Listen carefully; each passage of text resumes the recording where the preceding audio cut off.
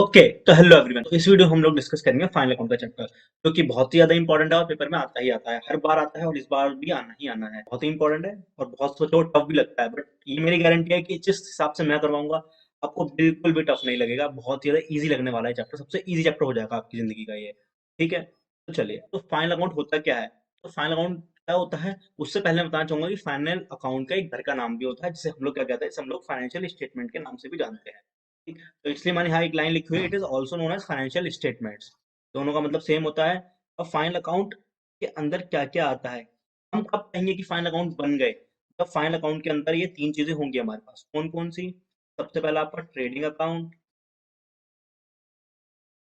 Trading account, second part क्या होता है हमारा, profit and loss account. Profit and loss account. और थर्ड पार्ट क्या होता है हमारा, बैलेंस शीट।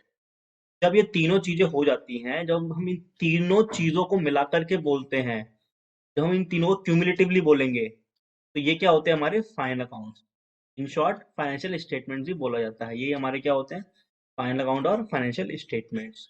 ठीक है। अच्छा, तो ये बनाते क्यों है, देखो, ये हमारा ट्रेडिंग और प्रॉफिट लॉस अकाउंट होता है। ये जो हम बनाते हैं पता करने के लिए कि हमारी प्रॉफिटेबिलिटी कैसी है बिजनेस की, प्रॉफिटेबिलिटी जानने के लिए, एबिलिटी जानने के लिए। और बैलेंस शीट जो हम बनाते हैं, ये हम बनाते हैं फाइनेंशियल पोजीशन जानने के लिए अपने बिजनेस की, कि हमारे बिजनेस की पोजीशन कैसी है, हम लोग कहाँ पे स्टैंड कर रहे हैं आजकल मार्केट में। तो वो कहाँ से पता चलेगा हमें, जब हम बैलेंस शीट प्रिपेयर कर लेंगे। ठीक है। और प्रॉफिटेबिलिटी जो कि यूजर्स को जानना होता है, ओनर को जानना होता है कि कितना उसने इनकम कमाई, कितना उसको लॉस हुआ, कितना उसको प्रॉफिट हुआ at the end of the year. तो वो कहाँ कहाँ से पता चलेगा उसे, ट्रेडिंग अकाउंट और प्रॉफिट लॉस अकाउंट बना करके। अब मजे की बात है कि ट्रेडिंग अकाउंट में हमें ग्रॉस प्रॉफिट के बारे में पता चलता है और प्रॉफिट एंड लॉस अकाउंट के बारे में पता चलता है नेट प्रॉफिट के बारे में। तो स्टेप बाय स्टेप सारी चीजें कवर करेंगे। तो अब मैं आपको बताना चाहूंगा कि कैसे हम लोग ग्रॉस प्रॉफिट कैलकुलेट कर सकते हैं, या फिर हम ट्रेडिंग अकाउंट कैसे बनाते हैं। ट्रेडिंग अकाउंट बनाएंगे, वहीं से हमें ग्रॉस प्रॉफिट के बारे में पता चल जाएगा। तो देखते हैं ट्रेडिंग अकाउंट कैसे बनता है। मैं हेडिंग डाल देता हूँ, कैलकुलेशन ऑफ ग्रॉस प्रॉफिट। जब भी हमें ग्रॉस प्रॉफिट के बारे में पता लगाना होगा, तो हमको ट्रेडिंग अकाउंट बनाना पड़ेगा। अगर क्वेश्चन की डिमांड होगी, हम बिना ट्रेडिंग अकाउंट बनाकर भी ग्रॉस प्रॉफिट पता लगा सकते हैं या ग्रॉस लॉस। तो ट्रेडिंग अकाउंट का फॉर्मेट कैसा होता है हमारा, तो ऊपर हेडिंग क्या लिखेंगे, ट्रेडिंग अकाउंट।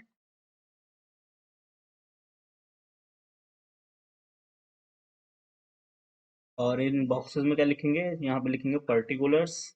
ये आपका अमाउंट वाला कॉलम होगा, ये पर्टिकुलर्स यहाँ पे। ठीक, अब इसके अंदर क्या क्या आएगा, पहले हम जो लिखते हैं यहाँ पे वो लिखना होता है हमें टू ओपनिंग स्टॉक अकाउंट। सबसे पहले यहाँ क्या लिख देंगे, opening stock account. Opening stock account, then to purchases account, purchases account. इसको मैं इनर कॉलम में लिखूंगा यहाँ पर पहले, क्योंकि क्या हो सकता है, क्योंकि मुझे यहाँ पर परचेज रिटर्न मुझे दी हो सकती है, और परचेज रिटर्न अगर गिवन होगी तो मुझे माइनस करनी पड़ेगी, तो मैं परचेज रिटर्न को क्या कर दूंगा, लेस कर दूंगा इसमें से। बस जितनी की परचेज रिटर्न होगी वो माइनस कर देंगे, फिर जो नेट होगा वो नेट परचेज आपकी आउटर वाले कॉलम में आ जाएगी। Simple, ठीक है ना। और क्या हो सकता है, मेरे कुछ खर्चे हो सकते हैं, यहाँ पर मैं लिख रहा हूँ डायरेक्ट एक्सपेंसेस। अब ये क्या होते हैं, थोड़ा सा 2 मिनट का वेट करो, मैं बताता हूँ डायरेक्ट एक्सपेंस क्या होते हैं यहाँ पे। तो डायरेक्ट एक्सपेंसेस जितने भी होंगे वो सारे के सारे आ जाएंगे इंडिविजुअली। और यहाँ पे हम क्या लिखेंगे, बाय सेल्स अकाउंट। जो भी हमने सेल्स करी है, बाय सेल्स अकाउंट, जो भी हमने सेल करी है यहाँ लिख देंगे। में से क्या माइनस कर देंगे, रिटर्न जो हम करेंगे सेल्स रिटर्न, वो लेस करके लिख देंगे, सेम जैसे परचेज में करा था। फिर क्या हो जाएगा हमारा, आउटर कॉलम में लिख देंगे नेट सेल्स। और बाय क्लोजिंग स्टॉक, कुछ क्लोजिंग स्टॉक बचा होगा वो लिख देंगे यहाँ पर, सिंपल वो लिख देंगे। देन उसके बाद क्या करेंगे, दोनों साइड्स का टोटल करेंगे, और जो भी बैलेंस होगा, अगर मेरा जो डिफरेंस है वो इस तरफ आ रहा होगा, तो ये मेरे लिए क्या हो जाएगा, ये मेरे लिए हो जाएगा gross profit to gross profit, जो कि हमें कहाँ भेजना होता है, कैरी डाउन करना होता है, कहाँ पर, प्रॉफिट एंड लॉस में, इधर आ जाए। और अगर डिफरेंस इस तरफ आ रहा होगा, तो ये क्या कहलाएगा मेरे लिए, ग्रॉस लॉस। तो ऐसा होता है हमारा फॉर्मेट, ये होता है हमारा फॉर्मेट ट्रेडिंग अकाउंट का, जिसके अंदर क्या होता है, 5 चीज आती है गिनती की, opening stock, purchases, direct expenses, और क्रेडिट साइड में क्या, सेल्स और क्लोजिंग स्टॉक। जो भी डिफरेंस होगा, या तो अगर मेरा क्रेडिट साइड की टोटल ज्यादा है और मेरा डेबिट साइड टोटल कम है, तो फिर मेरे लिए क्या हो जाएगा, ग्रॉस प्रॉफिट हो जाएगा, क्योंकि डिफरेंस मेरा किस साइड आ रहा है, डेबिट साइड आ रहा है, और क्रेडिट साइड डिफरेंस आ रहा है, तो मेरे लिए क्या हो जाएगा, वो ग्रॉस लॉस हो जाएगा, सिंपल। अच्छा, अब यहाँ पे समझने की बात है, ये वाला कॉलम, डायरेक्ट एक्सपेंसेस मेरे क्या होते हैं, तो डब्बे में बंद कर लो, और ये ऐसे ही नोट करना है आप लोगों को, स्टार भी लगा दिया, डब्बे में बंद कर दिया मैंने, ठीक है। यहाँ पर मैं आपको कुछ चीजें बताना चाहूंगा जो हमें याद रखना है इस चैप्टर को करते हुए, और स्पेशली इस ट्रेडिंग अकाउंट को बनाते समय। इंपॉर्टेंट पॉइंट है जो मैं यहाँ लिख देता हूँ, 3 पॉइंट्स टू बी रिमेंबर, ये हमें बिल्कुल याद रखने हैं, ये बहुत ही काम के होने वाले हैं हमारे चैप्टर को अच्छे से समझने के लिए और काम गलती ना होने के लिए। पॉइंट्स टू बी रिमेंबर, तो पहला पॉइंट क्या लिखना है, जो हमने ऊपर परचेज लिखा, पर परचेज लिखा था ना, purchases minus purchase return, purchase return, ये क्या होता है, अगर परचेज में से परचेज रिटर्न माइनस कर देंगे तो ये क्या कहलाएगा, तो ये हो जाएगा मेरे लिए नेट परचेज। इन एक वर्ड में क्या बोलेंगे इस चीज को, नेट परचेजेस। याद रखना, आगे क्वेश्चन में बहुत दिया हो सकता है, अगर क्वेश्चन में नेट परचेज गिवन है और तुम्हें परचेज रिटर्न गिवन है क्वेश्चन में, तो परचेज रिटर्न माइनस नहीं होगी, क्योंकि नेट परचेज ऑलरेडी गिवन है। नेट परचेज का मीनिंग क्या होता है, परचेज माइनस परचेज रिटर्न। ऐसे ही क्या होता है, एक चीज और होती है, सेल्स देखी थी हमने ऊपर, sales minus sales return, sales return, ठीक है। ये क्या कहलाएगा, अब बोलो बोलो, हाँ यही आवाज आ गई मुझे, नेट सेल्स बोला है, सही बोला एकदम, जिसने भी बोला है ना, सबने सही बोला, बहुत बढ़िया। तो हो गया नेट सेल, ये दो चीज याद रखनी है। अब इंपॉर्टेंट चीज है, अब समझने की बात है, जो ऊपर डब्बे में कह दिया था, डायरेक्ट एक्सपेंसेस, वो क्या होते हैं। तो डायरेक्ट एक्सपेंसेस क्या होते हैं, डायरेक्ट एक्सपेंसेस समझ गए तो ये चैप्टर बहुत इजी हो गया। तो मैं समझा दूं कि डायरेक्ट एक्सपेंसेस होते क्या है। डायरेक्ट एक्सपेंसेस हमारे क्या होते हैं, डायरेक्ट एक्सपेंसेस हमारे होते हैं मैन्युफैक्चरिंग से रिलेटेड, हमारे जितने भी खर्चे होते हैं वो सारे के सारे हमारे क्या होते हैं, डायरेक्ट एक्सपेंसेस कहलाते हैं। कि जैसे तुम वेजेस हो गया, सामान तुम परचेज करके फैक्ट्री तक लेकर के आए, अब मैन्युफैक्चरिंग करने के लिए जहां पे मैन्युफैक्चरिंग कर रहे हो, तो तुम वहां तक सामान लेकर के, अब कैसे लेकर के आए होगे, किसी ट्रांसपोर्ट में लेकर के आए होगे, तो उसका कुछ तुमने भाड़ा दिया होगा, तो इसका ट्रांसपोर्ट एक्सपेंस होगा तुम्हारा, जैसे फ्रेट एक्सपेंसेस बोला जाता है, कैरेज इनवर्ड ही बोला जाता है।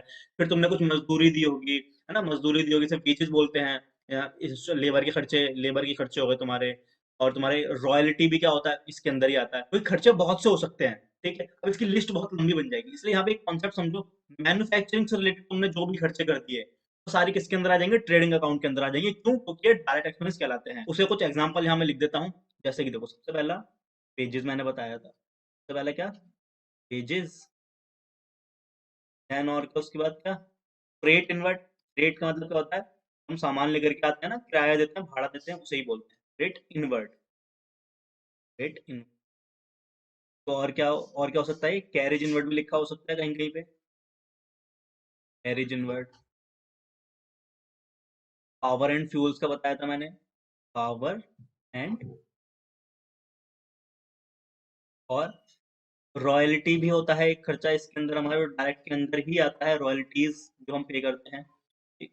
और क्या होता है हमारा, फैक्ट्री का रेंट, फैक्ट्री का रेंट, क्या क्या लिखा हो सकता है, फ्रेट ऑन परचेजेस, ये भी लिखा हो सकता है तुम्हारा। एक डायरेक्ट एक्सपेंसेस और होता है, वो क्या लिखा होता है, उसको मैं अलग पेन से लिखना चाहता हूँ, ये भी डायरेक्ट एक्सपेंसेस ही होता है, स्टोर्स कंज्यूम्ड, स्टोर्स कंज्यूम्ड, या फिर क्या, कंज्यूमेबल स्टोर्स, कंज्यूमेबल्स, ये भी डायरेक्ट एक्सपेंसेस होते हैं। अब कभी कभी क्या होता है ना, ये डायरेक्ट एक्सपेंस जो होता है, ये मुझे डायरेक्टली गिवन नहीं होता है, इसकी इन्फॉर्मेशन गिवन होती है, तो ये मुझे क्या करना होता है, मुझे निकालना होता है, सिंपल होता है बहुत ही ज्यादा। क्या करना होता है, देखो इसको कैसे निकाल सकते हैं हम, हमारे पास ओपनिंग स्टोर्स कितना था, कितना माल स्टोर में पड़ा था, कितना स्टोर था ओपनिंग के टाइम पे, उसमें तुमने परचेज कितना कर लिया, परचेजेस ऑफ स्टोर्स, उनसे क्या माइनस कर दो, उसमें से माइनस कर दो, तो अपना क्लोजिंग में कितना बचा तुम्हारे पास, यानी कि क्लोजिंग स्टोर्स। तो समझो निकल गया ना, जैसे कि 10,000 का तुम्हारा ओपनिंग स्टोर था, तुमने 20,000 का और परचेज किया, कितना हो गया, 30,000 का हो गया। एट द एंड तुम्हारे पास सिर्फ 4,000 का बचा। तो कितना बीच में खर्च हो गया, कितना तुमने कंज्यूम कर लिया, बताओ बताओ कितना कंज्यूम कर लिया। 10,000 ओपनिंग, 20,000 परचेज, और लास्ट में से 4,000, कितना कंज्यूम हो गया, 26,000, है ना, सिंपल। तो ये क्या होता है, ये भी डायरेक्ट एक्सपेंस के अंदर ही आते हैं। और क्या होता है, एक और मैं यहाँ लिख दूं, और क्या होता है हमारे साथ, कस्टम ड्यूटी। ये टैक्स होता है एक तरीके का, समझ लो। जब हम माल इंपोर्ट करते हैं इंडिया के बाहर से, इंपोर्ट करते हैं इंडिया के बाहर से, और जब हम उसको, जब माल को जब लेने जाते हैं तो हमें कुछ टैक्स देना पड़ता है, उसे क्या कहते हैं, उसे कस्टम ड्यूटी कहते हैं। ठीक है, सेम ऐसा क्या हो सकता है, ऑक्ट्रॉय ड्यूटी होता है। ये होता है जब एक स्टेट से दूसरे स्टेट में हम रॉ मटेरियल लेकर के जा रहे होते हैं, तो हमें कुछ टैक्स देना पड़ता है, उसे क्या कहते हैं, ऑक्ट्रॉय ड्यूटी। इंडिया के बाहर से माल इंपोर्ट करेंगे तो कस्टम ड्यूटी, और एक स्टेट से दूसरे स्टेट में माल को लेके जाएंगे तो क्या बोलेंगे, ऑक्ट्रॉय ड्यूटी। अच्छा, और एक चीज हो सकती है, कंफ्यूज मत होना, अगर वेजेस एंड सैलरी लिखा है, वेजेस एंड सैलरी, अगर वेजेस एंड सैलरी है तो ये तुम्हारा आएगा ट्रेडिंग अकाउंट के अंदर, ट्रेडिंग अकाउंट के अंदर आएगा। और वहीं अगर सैलरीज एंड वेजेस लिखा है, वहीं अगर किसी क्वेश्चन में सैलरीज एंड वेजेस लिखा है, सैलरीज एंड वेजेस लिखा है, तो ये कहाँ पे आएगा, प्रॉफिट एंड लॉस अकाउंट के। सिंपल, ध्यान दो। अगर वेजेस पहले लिखा है, सैलरी के से पहले वेजेस लिखा है, तो ट्रेडिंग अकाउंट के अंदर आ जाएगा। और सैलरी पहले लिखा है तो कहाँ पे जाएगा, तो प्रॉफिट एंड लॉस अकाउंट के अंदर जाएगा। सिंपल, ऐसे ऐसे इसको समझ लो, बहुत आराम से हो जाएगा। ठीक है, अगर इंडिविजुअली दे रखा है अलग अलग तो कोई दिक्कत बात है नहीं, तो वेजेस है तो ट्रेडिंग के अंदर, और सैलरीज है तो प्रॉफिट एंड लॉस। अच्छा, अब एक वर्ड होता है तुम्हारा एडजस्टेड परचेज, एक होता है एडजस्टेड परचेज। एडजस्टेड परचेज तुम देखते हो किसी किसी क्वेश्चन में अगर गिवन होगा, तो उस केस में क्या करना है तुम्हें, एडजस्टेड परचेज अगर गिवन है तो क्या करना है, और उससे पहले ये एडजस्टेड परचेज होती क्या है, एडजस्टेड परचेज होती क्या है दोस्तों। चलो, एडजस्टेड परचेज कैसे निकालते हैं हम, देखो। एडजस्टेड परचेज का मीनिंग क्या होता है, एडजस्टेड परचेज का मीनिंग होता है opening stock plus purchases minus closing stock, minus closing stock. तो ये क्या होता है, मेरा एडजस्टेड परचेज होता है। क्वेश्चन में अगर गिवन होगा तो इसका क्या यूज हुआ हमारे लिए, एडजस्टेड परचेज गिवन होगा क्वेश्चन में, हमें क्या करना है, हमें एडजस्टेड परचेज जितनी भी गिवन है उसको हम क्या कर देंगे, डेबिट कर देंगे। डेबिट कहाँ पे है, debit in trading account, debit कहाँ कर देंगे, debit in trading account, adjusted purchase. और अब एक चीज अब नोट करने वाली बात अब है, अगर एडजस्टेड परचेज गिवन है और एडजस्टेड परचेज को तुम्हें ट्रेडिंग अकाउंट में डेबिट करना ही है, वो कर दोगे। देन उसके बाद तुम ना ओपनिंग स्टॉक को लिखोगे उसके अंदर, ना परचेजेस को लिखोगे, और ना क्लोजिंग स्टॉक को लिखोगे ट्रेडिंग अकाउंट के अंदर। क्योंकि अभी ऊपर मैंने वो तुम्हें बताया था फॉर्मेट क्या होता है, ओपनिंग स्टॉक आता है, परचेज आता है, और क्लोजिंग स्टॉक आता है। लेकिन अगर एडजस्टेड परचेज अगर गिवन होगा तो तीनों में तो कुछ भी नहीं आएगा, सिर्फ एडजस्टेड परचेज आ जाएगा डेबिट साइड, और बाकी तीनों में तो कुछ भी नहीं आएगा। क्यों, आखिर इसका लॉजिक क्या है, रीजन क्या है। अच्छा, ये फॉर्मूला यहाँ लिखा है ना जो मैंने, इसको समझो एक बार। क्या, एडजस्टेड परचेज के अंदर क्या क्या आता है, ओपनिंग स्टॉक आ गया और परचेजेस आ गया, और क्लोजिंग स्टॉक हट गया इसके अंदर। तो एडजस्टेड परचेज ने तुम्हारे क्या करा, सब कुछ अपने अंदर ही संभाल लिया, ओपनिंग स्टॉक भी उसके अंदर आ गया, परचेजेस भी आ गया, और क्लोजिंग स्टॉक उसने माइनस कर दिया। जब एडजस्टेड परचेज गिवन होगा तो हम लोग क्या करेंगे, डेबिट कर देंगे उसे ट्रेडिंग अकाउंट के अंदर। Then we do not, we do not record, क्या क्या रिकॉर्ड नहीं करेंगे, ना तो हम ओपनिंग स्टॉक रिकॉर्ड करेंगे ट्रेडिंग अकाउंट के अंदर,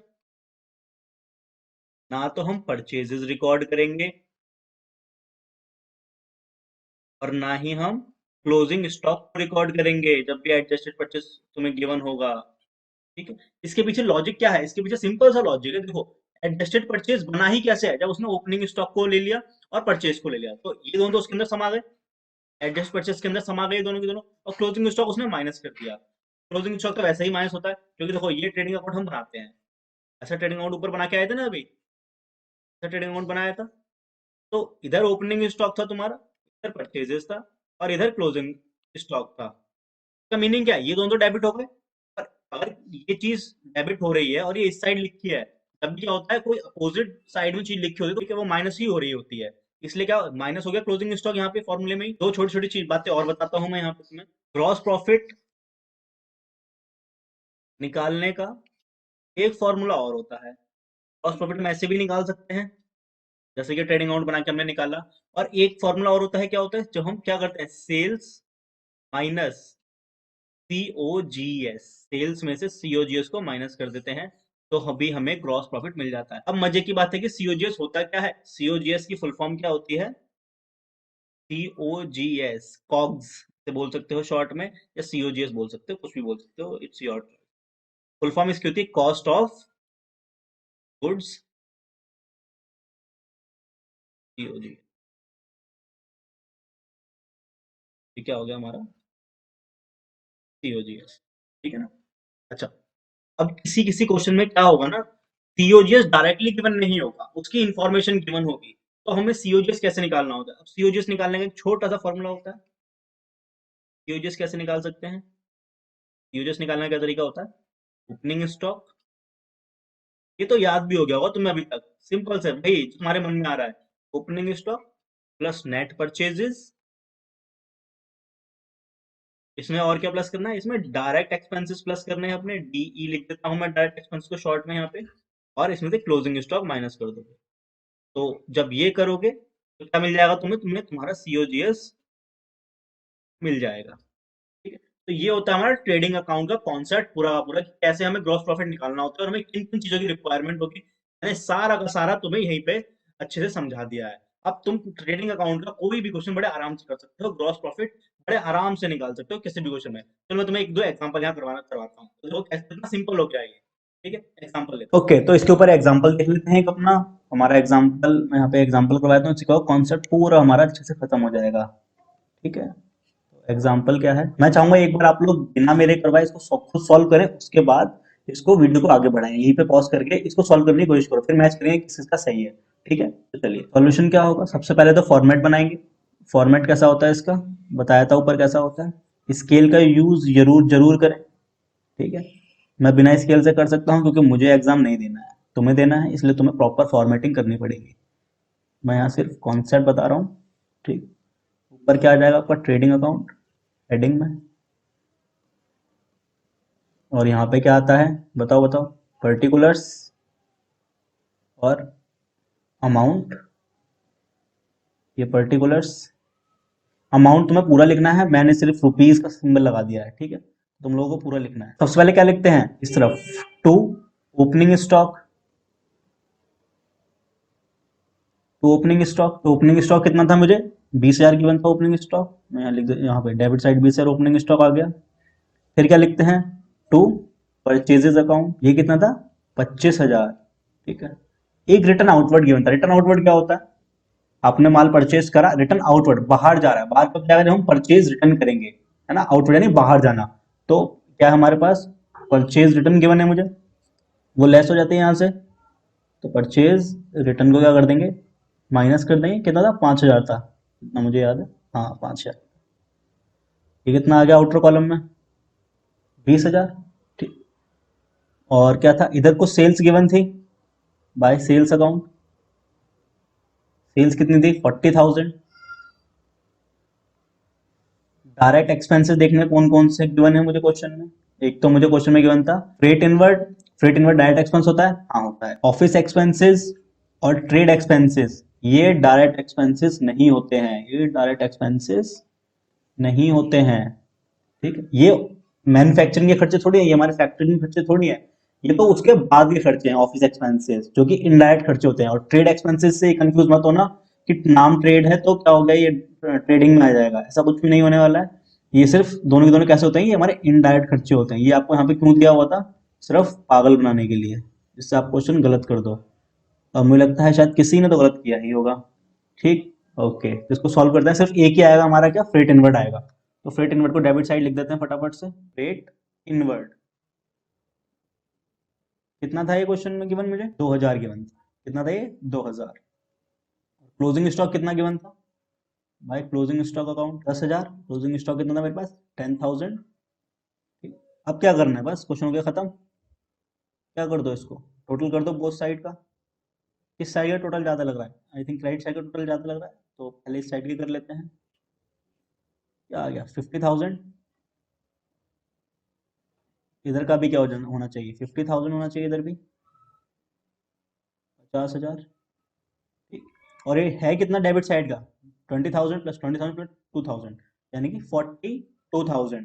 तो अल्टीमेटली कितना डिफरेंस आया, कितना डिफरेंस आया, बताओ बताओ, 8,000 का डिफरेंस आ गया। ये 8,000 किस नाम से पहचाना जाएगा, ये 8,000 पहचाना जाएगा ग्रॉस प्रॉफिट के नाम से, to gross profit, to gross profit, है ना। बस खत्म, हमने ट्रेडिंग अकाउंट भी बना लिया, हमने ग्रॉस प्रॉफिट भी पता लगा लिया। तो ये क्या था हमारा एग्जाम्पल था ट्रेडिंग अकाउंट के ऊपर ग्रॉस प्रॉफिट फाइंड फाइंड करने के ऊपर। सिंपल था एकदम, क्या करना था, हमने कुछ कॉन्सेप्ट देखा, कॉन्सेप्ट देखने के बाद हमने उसके ऊपर एग्जाम्पल कर लिया। कॉन्सेप्ट सिंपल सिंपल थे कि ट्रेडिंग अकाउंट के अंदर कौन कौन सी चीजें आती हैं और उसके अंदर हम जीपी कैसे निकाल सकते हैं, यानी ग्रॉस प्रॉफिट कैसे निकाल सकते हैं, सेल्स माइनस यूजीएस, और कुछ इंपॉर्टेंट पॉइंट्स जो हमें रिमेंबर करने हैं, इससे क्या हो हमारे क्वेश्चन में गलती ना हो, हमने वो सब देखा। तो आई होप ट्रेडिंग अकाउंट का कॉन्सेप्ट अच्छे से समझ आएगा, ग्रॉस प्रॉफिट निकालने में हमें कोई दिक्कत नहीं होगी। अब ग्रॉस प्रॉफिट भी हो सकता है, ग्रॉस लॉस भी हो सकता है, डिफरेंस अगर क्रेडिट साइड है तो ग्रॉस लॉस हो जाएगा वो। तो चलिए मिलते हैं नेक्स्ट वीडियो में और इस कॉन्सेप्ट को आगे वहां पढ़ेंगे।